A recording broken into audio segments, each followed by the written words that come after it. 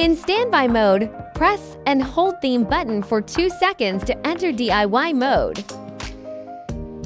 Alternatively, while in selection mode, you can press and hold theme button for 2 seconds to access DIY mode. The starting temperature is 255 F. Press the plus or E button to adjust it. For rapid adjustment, press and hold the plus or E buttons. The maximum temperature is 365 F and the minimum is 145 F.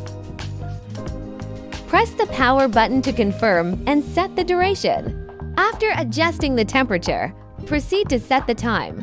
The timer can be set from 1 to 60 minutes. Then press the power button again to start the operation. You can only change the time during operation, not the temperature directly. If you want to change the temperature, just pause the operation by pressing the power button first. Then you can adjust it with the buttons. But pressing theme button during operation will not. Switch modes. To select a new mode, you must first press and hold the power button to shut down and restart the device.